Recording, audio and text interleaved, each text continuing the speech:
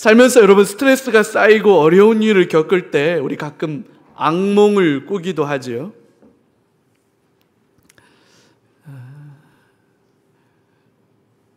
저는 한동안 군대 다시 가는 꿈 꿨어요. 아이고, 군대 다녀온 대부분의 남자들이 꾸는 악몽이라고 하는데요, 이를테면 이런 거예요. 국방부 전산망에 뭐가 문제가 생겼대요. 그래서 제가 군대 다녀온 기록이 사라졌답니다. 그래서 다시 가야 된다는 거예요. 막 꿈속에서 막 너무 막 답답하고 억울하고 막 미칠 것 같은 그런 마음이죠. 군부대 자대 배치를 받았는데 내가 여기서 군생활한대. 내가 여기 군생활 여기서 했는데 또 여기서 군생활 하라는 거예요. 막 아이고 얼마나 답답하고 그런지. 군대 다시 가는 꿈. 근데 요즘은 제가 악몽이 좀 바뀌었어요. 물론 악몽을 제가 자주 꾸는 건 아니에요. 1년에 한 번 꿀까 말까, 2, 3년에 한 번 꿀까 말까 하는데 이제는 좀 내용이 바뀌었어요. 요새는 뭘 가지고 꿈을 꾸냐면 이를테면 이런 거예요. 막 제가 이렇게 뭘 하고 있는데 우리 서목사님이나 도목사님이 급하게 막 저를 막 와서 찾는 거예요. 목사님 지금 여기 이러고 계시면 어떡합니까? 왜요?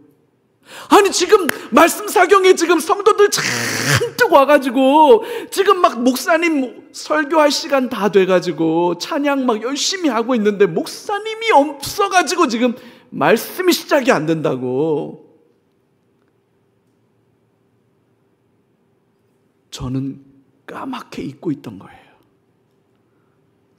근데 저는 그 집회가 있는 것조차도 까맣게 잊고 있는데 사람들은 막 벌떼같이 모였고 막 이제 은혜 받을 준비가 다 돼서 막 고양이 눈망울이 돼가지고 저를 쳐다보면서 자 이제 네가 뭐만 해도 내가 은혜 받을 테니까 뭐라도 해보시오 하는 눈빛으로 저를 쳐다보고 있는데 저는 집회 준비가 하나도 안 돼 있는 거죠.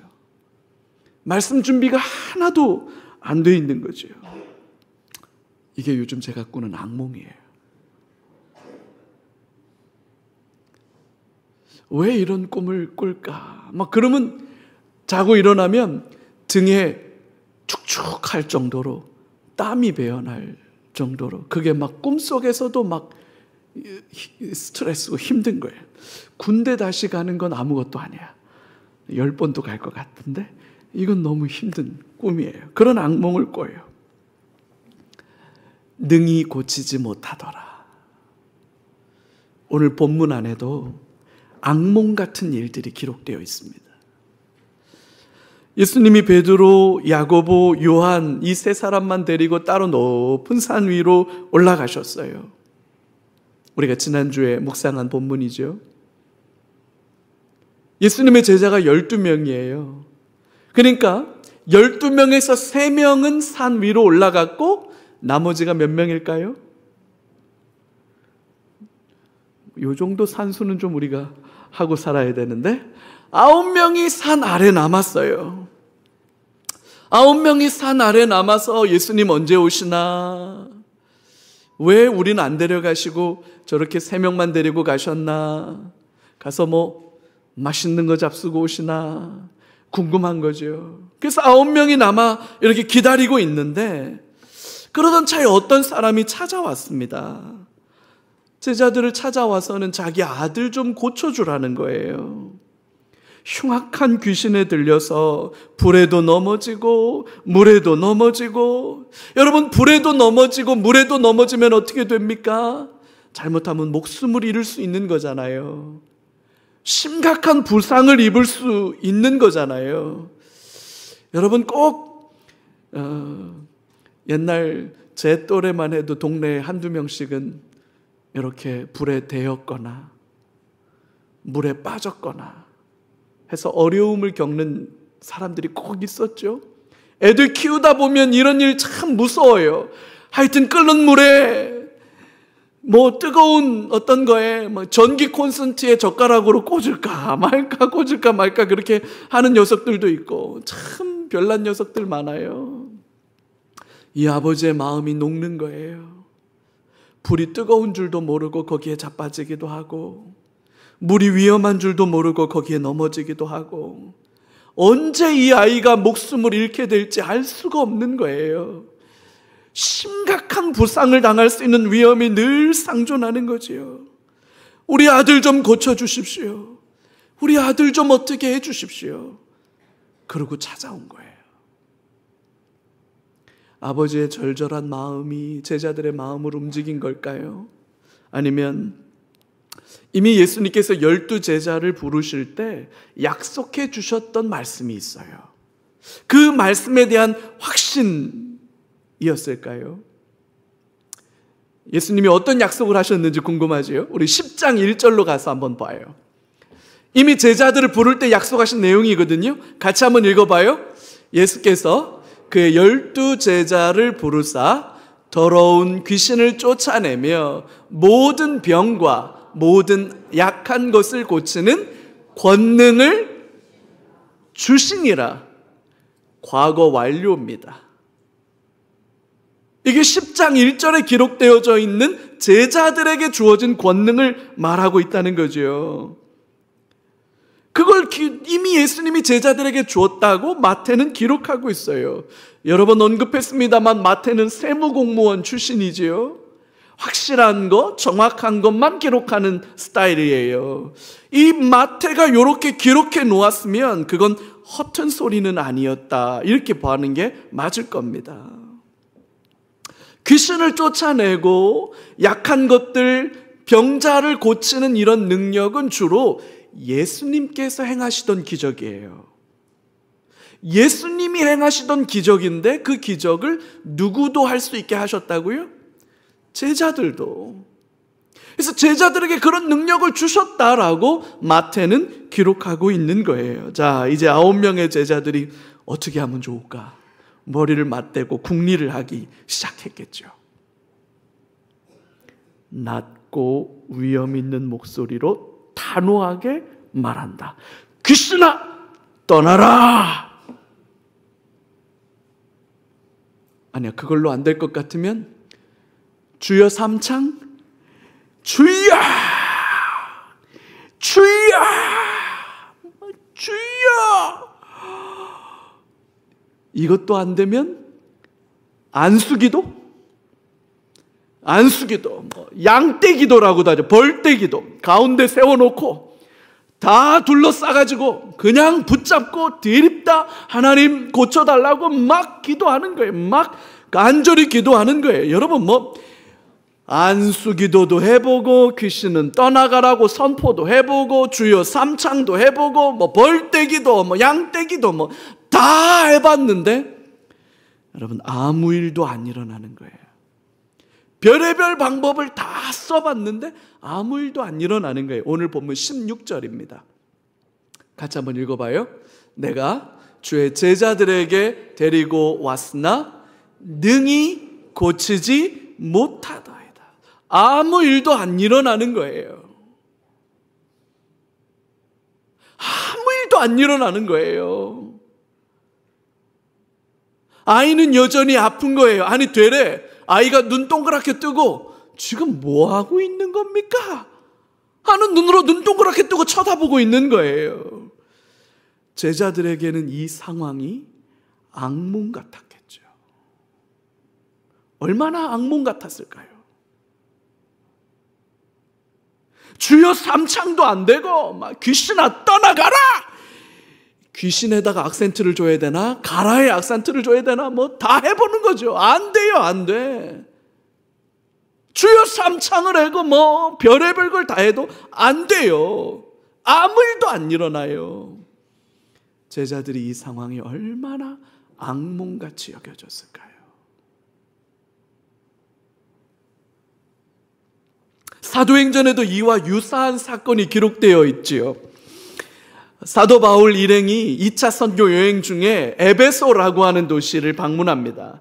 그 에베소라고 하는 것은 굉장히 발달한 항구 도시고 엄청난 도시였는데 이 에베소에서 사역하는 동안 복음의 능력이 얼마나 강력하게 나타나는지요. 막 엄청난 역사들이 나타납니다. 이 에베소란 도시는 특별히 영적인 도시였던 것 같아요. 그래서 나중에 바울 사도가 에베소 교회에 보내는 편지에 보면 마귀가 우는 사자와 같다라고 말하면서 마귀를 대적하기 위해서 성령의 전신갑주를 입어야 된다, 그렇게 말한 곳이 이 에베소잖아요. 구원의 투구를 써야 된다, 믿음의 방패를 들어야 된다, 성령의 말씀의 검을 들어야 된다, 진리의 허리띠를 떼야 되고 평화의 복음을 전하는 신을 신어야 된다, 그렇게 말할 정도로 이 에베소는 영적인 능력이 충만한 곳이었어요. 막 바울 사도 이름을 통해서 막 엄청난 복음의 능력이 나타나는데 얼마나 대단했는지, 바울의 앞치마만 가져다가 덮어도 귀신이 떠나가고 질병이 치유되는 놀라운 기적이 일어났습니다. 그러니까 엄청난 능력이 나타나니까 이 도시에 스게와라고 하는 이름이 있는 사람이 있는데 이분에게는 7명의 아들이 있었어요. 이 7명의 아들들이 얼마나 이 한마음이 짝짝꿍이 잘 되는지, 이 아들들의 눈에 보니까 막 바울 사도를 통해서 나타나는 복음의 능력이 너무 놀랍고 대단한 거예요. 그래서 야, 우리도 따라해보자. 그래서 이 스게와라는 사람의 7명의 아들들이 귀신 들린 사람에게로 찾아가가지고 야, 귀신 나가라! 그랬더니 어떤 일이 벌어졌을까요? 사도행전 19장 15절에서 16절이에요. 여러분 같이 읽어요. 악귀가 대답하여 이르되 내가 예수도 알고 바울도 알거니와 너희는 누구냐? 야, 내가 예수도 알고 내가 바울도 아는데 너희는 누구냐? 그러면서 16절 같이 읽어요. 악기 들린 사람이 그들에게 뛰어올라 눌러 이기니 그들이 상하여 벗은 몸으로 그 집에서 도망하는지라. 여러분, 슬프고도 안타까운 일이지요. 우스꽝스럽기도 하고 웃프다고 그러지요. 요즘 사람들 웃픈 일이에요. 지금 산 아래 머물고 있던 제자들의 형편과 처지가 이렇게 된 거예요. 별의별 일을 다 했는데 아무 일도 안 일어나는 거예요. 안 되는 거예요. 안 되는 거예요.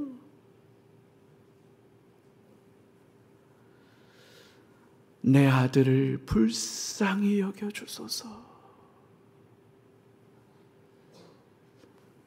한참을 씨름해도 아무 일도 일어나지 않을 때, 아이도 지치고 아이 아버지도 지치고 제자들도 지치고 낙심해 있을 때, 그때 저 멀리 산에서 예수님이 내려오고 있는 게 보입니다. 여러분, 예수님을 제일 먼저 발견한 사람이 누구라고 본문에 기록되어 있어요? 누가 예수님을 제일 먼저 발견합니까? 아이의 아버지지요. 예수님께 제일 먼저 달려와 엎드린 사람도 아이 아버지지요. 목마른 사람이 우물을 파는 겁니다. 절박한 사람이 기도의 자리에 엎드리는 거예요. 머리로 생각만 하는 사람, 입으로만 농사 짓는 사람, 그런 사람들은 예수님께 달려 나오지 않습니다.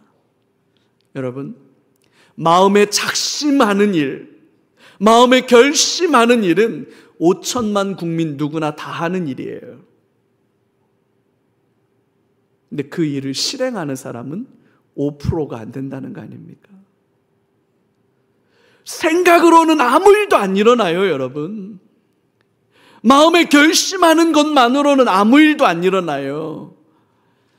중요한 건 그렇게 하는 거예요. 기도해야 된다는 거 모르는 사람이 어디 있어요? 중요한 건 기도에 무릎을 꿇는 거예요. 기도하는 거예요. 하나님을 사랑하고 예수님을 사랑해야 된다는 건 모르는 사람이 어디 있어요? 중요한 건 그렇게 하는 거지요. 생각하는 게 아니에요. 지난주에 우리 묵상했던 말씀 중에 봤죠. 어느 순간 예수님을 향해서 이는 내 사랑하는 자요 내 기뻐하는 자라 너희는 그의 말을 들으라. 그 음성이 있고 난 뒤에 눈을 떠봤더니요 모세도 사라졌고 엘리야도 사라졌는데 누구만 보였다고요? 예수님만 보이더라. 할렐루야. 그 예수님만 보였던 거예요. 그 예수님에게 아이의 아버지가 달려와서 간청합니다. 오늘 보면 15절이에요. 여러분 같이 한번 읽어볼까요? 15절. 주여 내 아들을 불쌍히 여기소서. 그가 간질로 심히 고생하여 자주 불에도 넘어지며 물에도 넘어지는지라. 아비로서 너무 마음이 아픈 거예요. 아픈 아이를 둔 아비의 마음이 너무 아픈 거예요. 여러분, 이 아이가 불에 넘어지면 어떻게 되는 거예요? 이 아이가 물에 넘어지면 어떻게 되는 거예요? 제가 얼마 전에 참 가슴 아픈 우연찮게 본 인터넷 기사에 아마 젊은 부부가 저 가평인가 어디로 이렇게 풀빌라, 풀장이 있는 빌라를 빌려서 놀러 갔나 봐요. 아이는 2살짜리.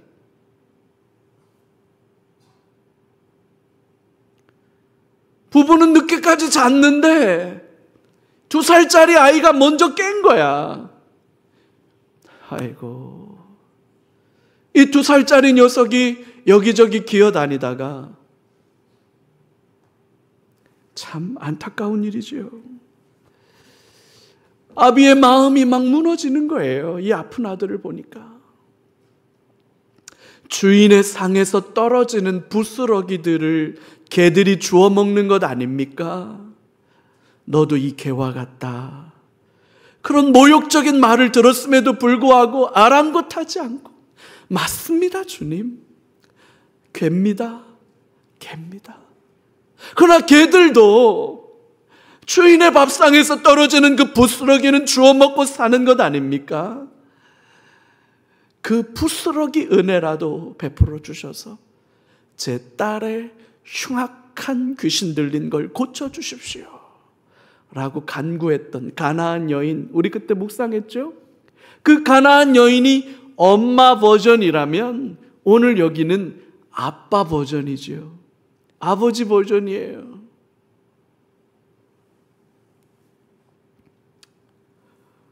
예수님이 그 아버지의 그 무너지는 마음을 듣고 믿음이 없는 패역한 세대예요. 믿음이 없는 패역한 세대요. 좀처럼 들어보지 못한 거친 말씀을 우리 주님이 하셔요. 17절입니다. 같이 한번 읽어봐요. 예수께서 대답하여 이르시되 믿음이 없고 패역한 세대여, 내가 얼마나 너희와 함께 있으며 얼마나 너희에게 참으리요. 그를 이리로 데려오라. 믿음이 없고 패역한 세대여, 내가 언제까지 너희와 함께 있어야 되고 내가 언제까지 너희를 참아주어야 되느냐. 절망적인 탄식을 쏟아놓으셨어요. 주님의 이 탄식 소리가 얼마나 우리의 가슴에 와서 아프게 박히는지요. 여러분, 지금 우리는 예외가 될 수 있을까요? 여러분, 저와 여러분들에게는 믿음이 있습니까? 오늘 우리에게는 믿음이 있어요? 패역하기로 따지면 역사 이래로 우리를 당해낼 세대가 또 있겠습니까? 주님이 우리와 함께 계시지만 구원하시는 복음의 능력은 그때나 지금이나 변함이 없지만 우리는 어느 순간 상식선에도 미치지 못하는 교회의 모습을 보일 때가 많고 성도의 모습에 낙심하고 좌절하고 절망할 때가 한두 번이 아니지 않습니까? 믿음이 없는 패역한 세대예요. 아이를 데려오라! 아이를 데리고 가요. 주님이 단호하게 꼬집습니다. 그러자 그 순간에 아이를 사로잡고 있던 귀신은 떠나가고 아이는 치유되었습니다. 할렐루야. 근데 여러분, 오늘 본문의 핵심은 치유받은 아이가 아니에요. 오늘 이 본문의 핵심은 제자들의 무능력, 제자들의 무기력, 제자들의 한심스러움이 오늘 본문의 핵심이에요. 아무 일도 일어나지 않았어요. 주여 삼창을 해봤고, 귀신은 떠나가라고 소리도 질러봤고, 벌떼 기도도 해봤고, 안수 기도도 해봤고, 별의별 짓을 다 해봤는데 아무 일도 일어나지 않았어요. 제자들의 이 무능력함,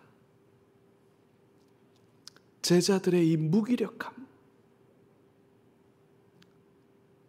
이게 오늘 본문의 여전한 문제로 남아있는 거예요. 오늘 본문은 이 얘기가 핵심이에요. 겨자씨 한 알만한 믿음이라도 있으면, 겨자씨 한 알만한 믿음이라도 있으면, 제자들이 예수님께 조용히 와서 물어봐요. 예수님, 우리는 왜 안 됐던 겁니까? 왜 우리는 못했던 겁니까? 왜 안 된 겁니까? 뭐가 문제입니까? 우리는 왜 안 됐던 겁니까? 얼마나 제자들이 민망하고 창피했을까요? 그때 예수님이 대답해 줘요. 20절입니다. 20절 같이 읽을까요? 이르시되 너희 믿음이 작은 까닭이니라. 진실로 너희에게 이르노니 만일 너희 믿음이 겨자씨 한 알만큼만 있어도 이 산을 명하여 여기서 저기로 옮겨지라 하면 옮겨질 것이요 또 너희가 못할 것이 없으리라. 할렐루야. 어린 시절부터 성경을 읽어오면서 오늘 이 본문의 말씀처럼 제 가슴을 뛰게 한 말씀도 없는 것 같아요. 참 사모하고 사랑하고 아끼는 말씀이에요. 하지만 오늘 이 본문의 말씀처럼 여러 가지 의문점을 남기는 말씀도 또 없지요. 나에게는 주님이 말씀하시는 이 믿음이 있나? 나에게 이런 믿음이 있나? 이렇게 질문하면 저는 대답이 예습니다. 광교사나 광교 저수지로 옮겨질 지어다. 자, 누가 한번 창문 열고 좀 봐요. 왜 이렇게 믿음이 없어요? 오늘 돌아가시는 길에 이 광교산은 너무 커서 그러면 우리 요 앞에 영통 청명산으로 합시다. 쬐끄만 산이니까 청명산아 기흥저수지로 옮길 지어다. 왜 아멘을 안 해요? 오늘 돌아가면서 한번 봐요. 청명산 어디에 있는지. 청명산이 없어졌거든. 연목사에게 그 믿음이 있는 줄로 믿으시기 바랍니다. 왜 아무 일도 안 일어나지? 그럼 믿음이 겨자씨 한 알만한 믿음도 없단 얘기인가? 나에겐 믿음이 있는 거야, 없는 거야? 아니면 이 말씀이 틀렸나? 왜 광교산은 여전히 저기 있고 청명산도 여전히 저기 그냥 있지? 이 말씀이 도대체 뭐야? 오늘 이 본문의 굉장히 중요한 핵심 메시지인데 도대체 이걸 어떻게 이해해야 할까 하는 거예요. 피상적으로 그냥 대충 읽으면 이 말씀의 의미를 제대로 깨닫지 못합니다. 오늘 날 잡고 한번 찬찬히 이 본문을 제대로 이해할 수 있도록 한번 묵상에 들어가 보지요. 첫 번째는 이겁니다. 제자들이 가지고 있었던 문제가 뭡니까? 제자들의 문제의 핵심이 뭡니까? 믿음이 작았다라는 거잖아요. 그래서 아무 일도 안 일어난 거잖아요. 제자들에게 믿음이 작았다라는 거예요. 믿음이 작아서 아무런 능력도 나타나지 않았다는 건데, 근데 여기서 중요한 게 뭐냐면 뭐에 대한 믿음이 작았다는 거냐라는 거예요. 믿는다라고 하는 이 말은 앞에 목적어를 필요로 하는 말입니다.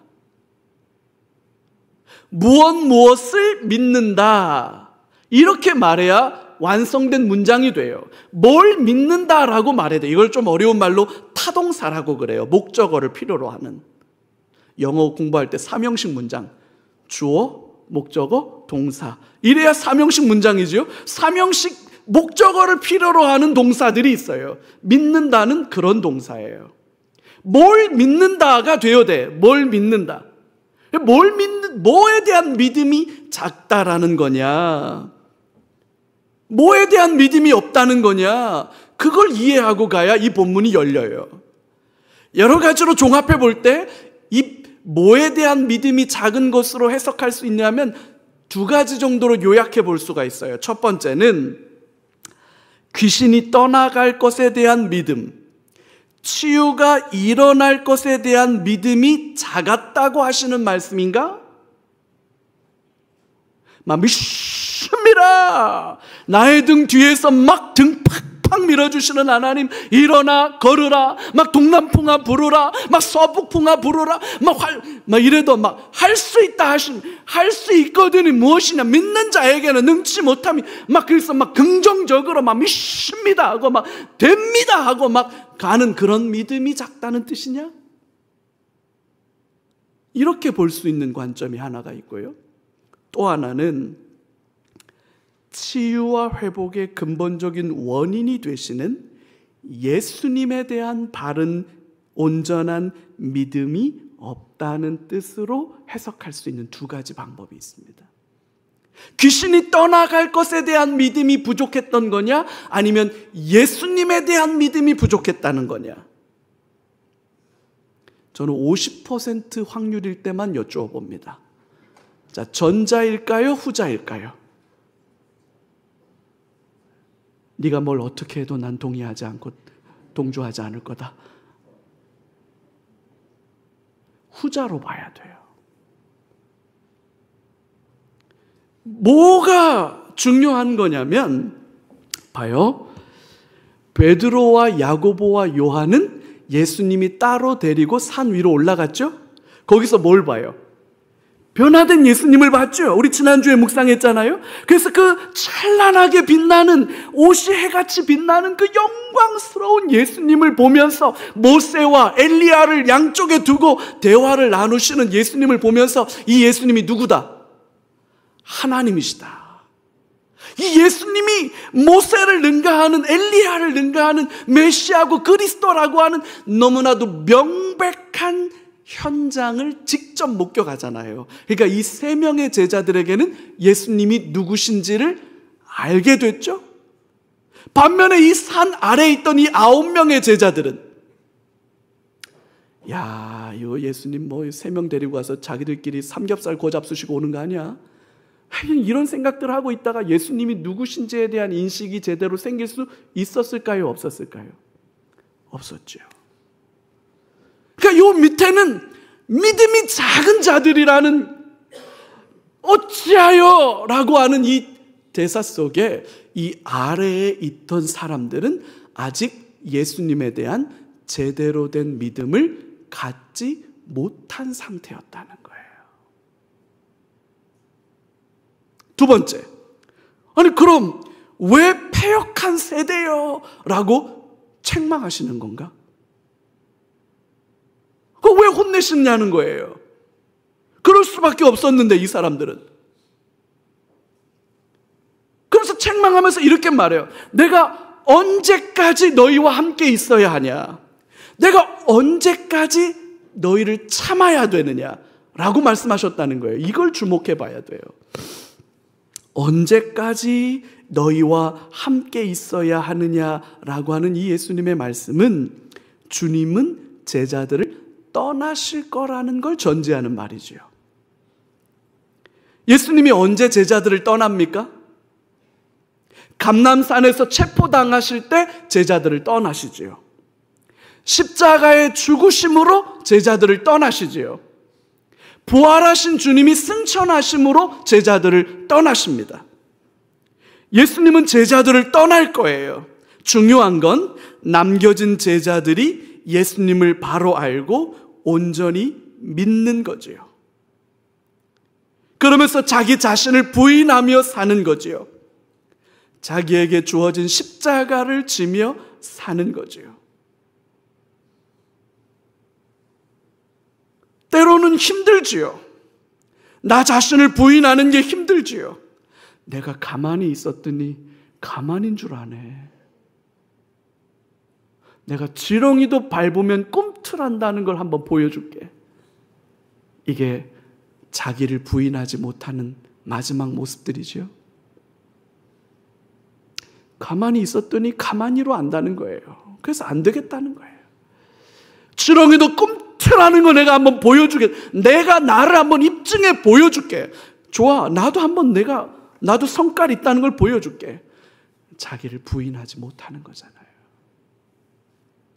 나에게 주어진 십자가를 지고 주님을 따라가는데 힘들어요. 그래서 주저앉기도 하고 때로는 넘어지기도 하고 넘어진 그 자리에 일어날 힘이 없어서 그냥 엎으러져 있기도 하는 거죠. 좁은 길, 좁은 문 가는 게 너무 힘들어요. 그래서 때로는 곁눈질해요. 야, 저 넓은 길 가는 사람들 부럽다. 저 많은 사람들이 있는 저 길이 더 부럽다. 나도 저 길 가고 싶다. 그래서 그 옆에 길을 늘 곁눈질하면서 어떤 제자는 가던 길 뒤돌아서서 거꾸로 가는 제자들도 있고 주저앉아 있는 제자들도 있고 낙심하고 포기한 제자들도 있고 많은 거지요. 예수님은 떠나고 제자들은 그 길을 가야 하는데 그 길을 못 가는 거예요. 그 모든 순간에 주님은 참고 기다려주시는 거죠. 우리를 참고 기다려주시는 거예요. 하지만 여러분, 우리 주님이 언제까지 참아야 합니까? 언제까지 참아주어야 합니까? 제자들은 다시 자기 자리로 돌아와야 합니다. 믿음의 자리에 서야 합니다. 예수님을 따르는 자로 살아야 합니다. 그 얘기를 하시는 거잖아요, 지금. 내가 언제까지 너희와 같이 있을 수 있겠느냐?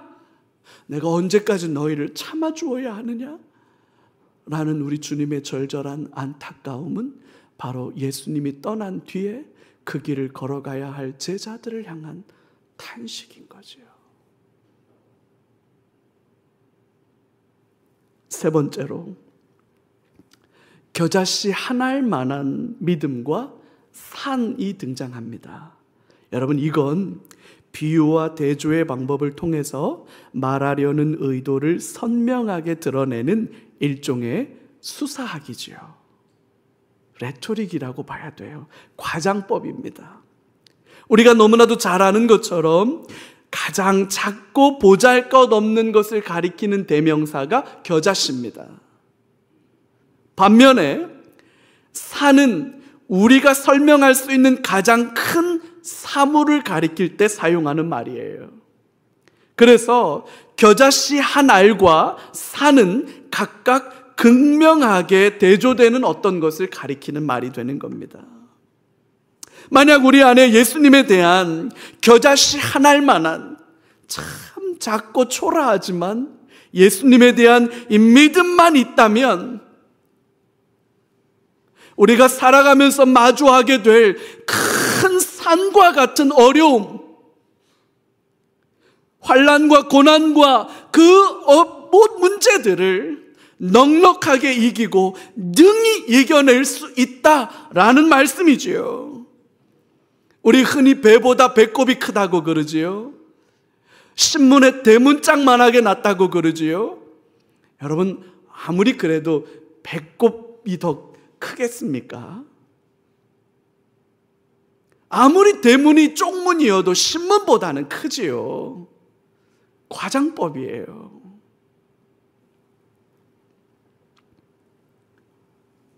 내 안에 예수 그리스도에 대한 믿음이 있다면 광교사나 광교저수지로 옮길지어다 했을 때 아무 일이 안 일어납니까? 청명산이 안 움직입니까? 귀신은 떠나가라! 그런데 귀신이 안 떠나갑니까? 아무 일도 안 일어나는 것 같습니까? 여러분, 문제되지 않습니다. 내 안에 겨자씨만한 믿음이 있으면, 우리 예수님에 대한 그 믿음이 있으면 우리가 살면서 직면하게 될 수많은 문제의 산들, 주님이 그걸 이기게 하신다는 거죠. 왜요? 예수님이 하신다는 거예요.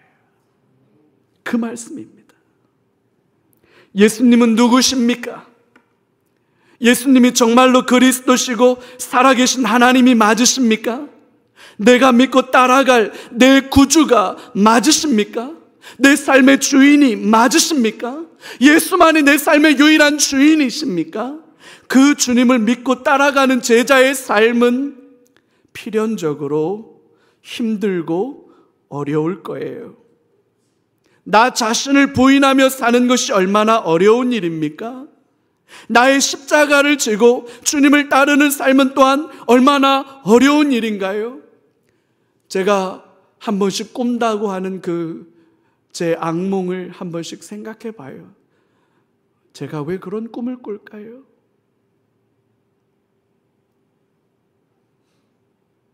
제가 정말 좋은 목사가 맞나? 연 목사가 진짜 우리 성도들을 말씀으로 잘 양육하는 게 맞나? 때로는 두렵지요. 때로는 무서운 거예요, 목사도. 우리 성도들 말씀으로 진리로 인도해야 되는데 내가 그거 잘하나? 그러니까 악몽을 꾸죠. 근데 제가 그런 생각을 해봐요. 이건 목사에게 숙명이구나. 제가 목사로 있는 한 이 짐을 내려놓을 수는 없겠죠.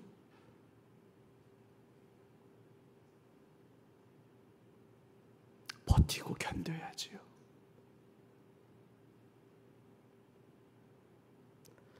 이번 주 중에 눈에 실핏줄이 터져서 제가 병원을 갔어요. 왜 누가 때린 적도 없는데 왜 이런 일이 벌어지나? 했더니 안과 의사 선생님이 스트레스가 많으면 그래요. 뭔 스트레스를 그렇게 받는다고 눈에 실핏줄이 터지나?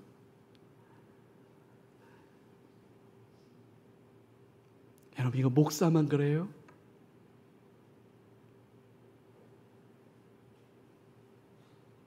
우리가 다 믿음 지키고 살려니까, 나 자신을 부인하고 살려니까, 십자가 지고 살려니까,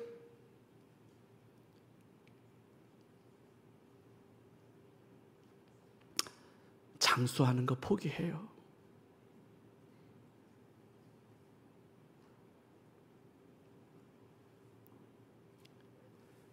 겨자씨 한 알만한 믿음이라도 있으면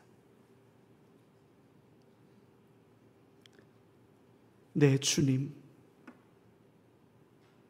내 사모하는 주님, 그 주님 믿고 따라갈 겨자씨 한 알만한 믿음이라도 있으면 여러분, 그러면 돼요. 할렐루야. 산이 옮겨지지 않아도 돼요.